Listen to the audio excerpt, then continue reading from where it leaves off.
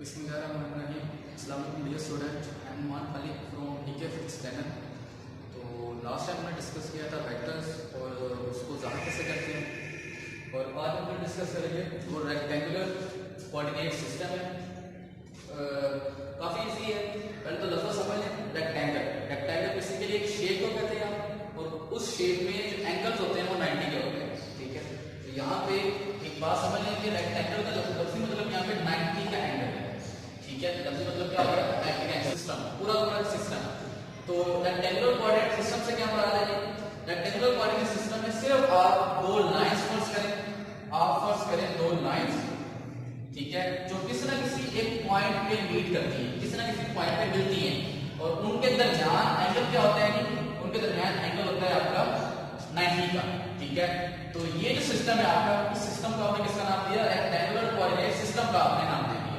ठीक है, दो लाइंस, ठीक है, दो लाइन के दरमियान एंगल क्या है? 90 का है, तो उसको आपने किसका नाम दिया? रेक्टेंगुलर कोऑर्डिनेट सिस्टम का नाम दे दिया। ठीक है, अब इनमें कुछ पॉइंट्स है वो जरा समझ लें।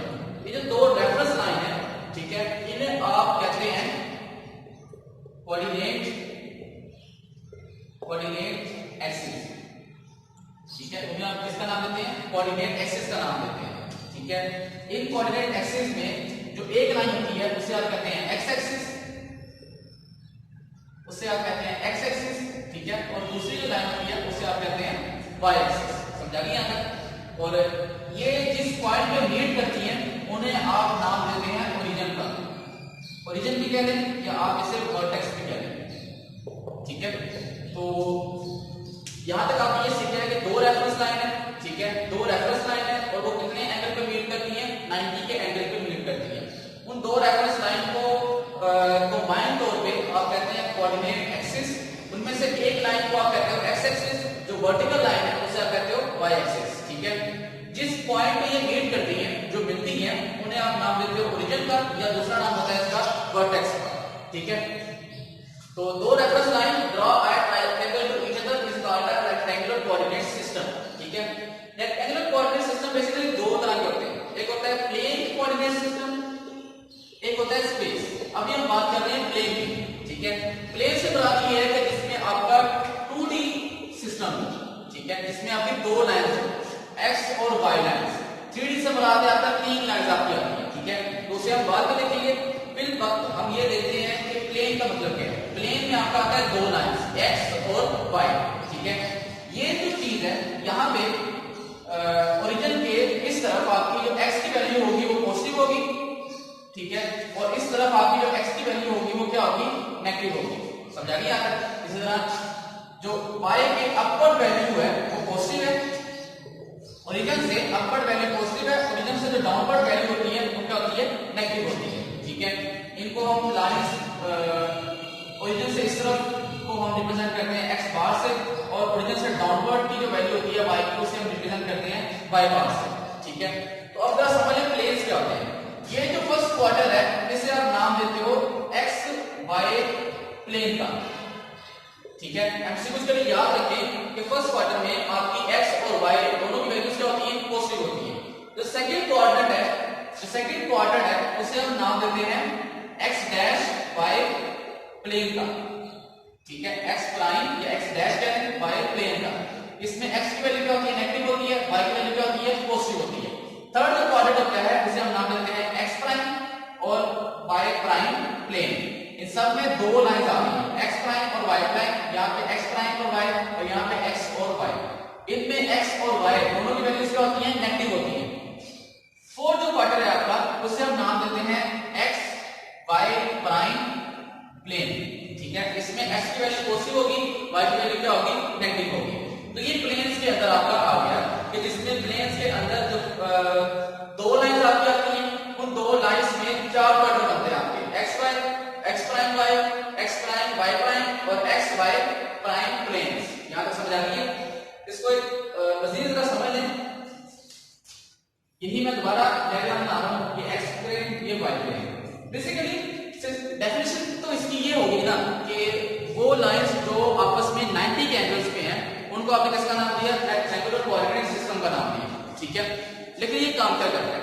बेसिकली ये जो रेक्टेंगुलर कोऑर्डिनेट सिस्टम है ये पोजीशन को डिफाइन करता है। बॉडी की पोजीशन को डिफाइन करता है। जैसे कि फर्स्ट करें XY प्लेन, ये मैं प्लेन की बात कर रहा हूं, ठीक है, जिसमें दो लाइंस आती होती है। तो यहां पे फर्स्ट करें एक पॉइंट है P पॉइंट, ठीक है, या P ऑब्जेक्ट है आपका।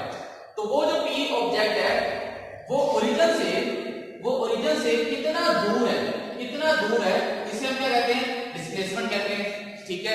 तो वो हम कितना दूर है हम कैसे फाइंड करते हैं, हम फाइंड करते हैं कि वो x से कितना दूर है,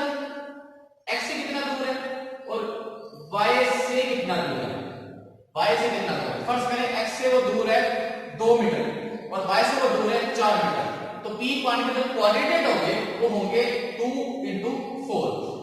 2 से क्या मुराद है, तो x से कितना दूर है, 2 यूनिट दूर है, और 4 से क्या मुराद है, तो y से कितना दूर है, 4 यूनिट आपका दूर है। ये बिल्कुल ऐसे ही है जैसे कोई आपसे घर का रास्ता पूछता है, तो आप कहते हैं कि सीधा जाए और फिर राइट लेफ्ट टर्न करते हैं। तो ये देखें जरा, पहले आप सीधे जा रहे हैं, फिर उसके बाद आप क्या करते हैं, टर्न करेंगे राइट की तरफ या लेफ्ट की तरफ। ये बिल्कुल वैसे ही आपका एक एग्जांपल है आपकी, ठीक है। तो ये पोजीशन को डिफाइन करने के लिए इस्तेमाल होता है रेक्टेंगुलर कोऑर्डिनेट सिस्टम, ठीक है। अब हाँ, एक और बात याद रखें, पोजीशन के साथ, ठीक है, अब डिस्प्लेसमेंट ये डिफाइन कर रहा है। डिस्प्लेसमेंट एक वेक्टर क्वांटिटी है, जिसमें मैग्नीट्यूड भी है, जिसमें डायरेक्शन भी है।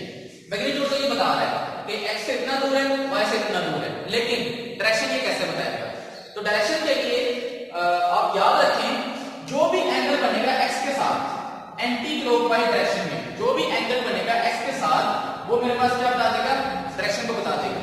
ये बातें हमने ग्राफिकल मेथड में भी सीख ली थी कि वेक्टर x के साथ जो भी एंगल बना रहा होगा वो हमारे पास क्या होगा, डायरेक्शन होगा। तो यहाँ पे अगर आपने वेक्टर शो करना है, तो वेक्टर को शो करने के साथ आप उसका एंगल भी शो करेंगे, और कहां से स्टार्ट करेंगे, आप स्टार्ट करेंगे x से, और किस तरफ जाएंगे, एंटी क्लॉकवाइज डायरेक्शन में आप मूव करेंगे। तो यहां तक आपका प्लेन कोऑर्डिनेट सिस्टम का। अब आपका आता है स्पेस का।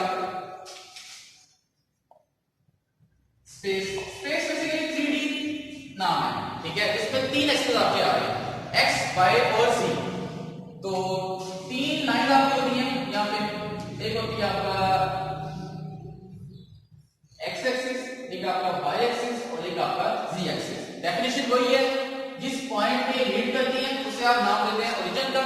इन तीनों के दरमियान जो एंगल है वो क्या होता है, 90 का होता है, और इन तीनों लाइंस को मिला के क्या कहते हो आप, कोऑर्डिनेट एक्सिस कहते हो। इनमें एक लाइन का नाम होता है x एक्सिस, एक लाइन का नाम होता है y एक्सिस और एक लाइन का नाम होता है z एक्सिस, ठीक है।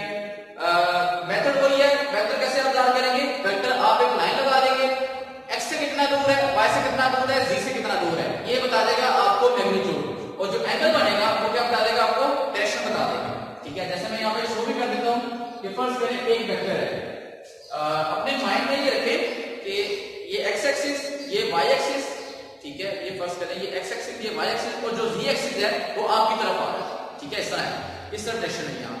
तो जो वेक्टर है, जो मैंने यहाँ पे लाइन लगाई है, वेक्टर यहाँ पड़ा हुआ है स्पेस में, यानी कि उसमें x के कंपोनेंट भी आ रहे हैं, उसमें y के कंपोनेंट भी आ रहे हैं, उसमें z के कंपोनेंट भी आ रहे हैं, ठीक है। याद रखें ये सिर्फ x और y प्लेन में नहीं है, ये एक स्पेस में है, ठीक है, एक स्पेस में है, और ये x y और आपकी तरफ z, और ये यहाँ पड़ा हुआ है, ठीक है, स्पेस में पड़ा हुआ है। तो इसे आप इस तरह समझें। और जो वेक्टर है आपका डिस्प्लेसमेंट का वेक्टर है, तो मैग्नीट्यूड को आप इसे बता देंगे, P पॉइंट है, P point A B into C। A से बराबर है मैग्नीट्यूड A की तरफ, B से बराबर है मैग्नीट्यूड Y की तरफ, और C से बराबर है मैग्नीट्यूड B की तरफ। यानी से A से x से कितना दूर होगा, A यूनिट, y से कितना दूर होगा, B यूनिट, और C से कितना दूर होगा, Z से कितना दूर होगा, C यूनिट दूर होगा। और जो एंगल बनेगा, जो भी x से एंगल बनेगा वो आपका आ जाएगा अल्फा, ठीक है। उसके बाद जो आपका y से बनेगा वो आ जाएगा आपका बीटा, और जो z बनाएगा उसके साथ वो आपका आ जाएगा गैमा। तो यहां तक आपका स्पेस कोऑर्डिनेट सिस्टम है। तो इतना मुश्किल नहीं है, बिल्कुल इजी है। रेक्टेंगुलर कोऑर्डिनेट सिस्टम में बेसिकली आप क्या देखते हैं, आपकी दो रेफरेंस लाइन है जो मीट करती हैं एक कॉमन पॉइंट के ऊपर, जिसे आप नाम दीजिए ओरिजिन का, और उसके बाद ये दो तरह के होते हैं, एक होता है प्लेन कोऑर्डिनेट सिस्टम, एक होता है स्पेस कोऑर्डिनेट सिस्टम। प्लेन में 2 एक्सिस है, स्पेस में आपके 3 एक्सिस आ रहे हैं। बाकी एक और बात याद रखें, ये बेसिकली पोजीशन को डिफाइन करते हैं, और पोजीशन को इस तरह डिफाइन करते हैं कि उनकी मैग्नीट्यूड और उनकी डायरेक्शन भी ये बता रहे होते हैं। यहाँ तक समझ आ गई होगी सबको। अगर कोई क्वेश्चन है तो कमेंट बॉक्स में लिख दीजिएगा। अपना ख्याल रखिएगा। अल्लाह हाफ़िज़।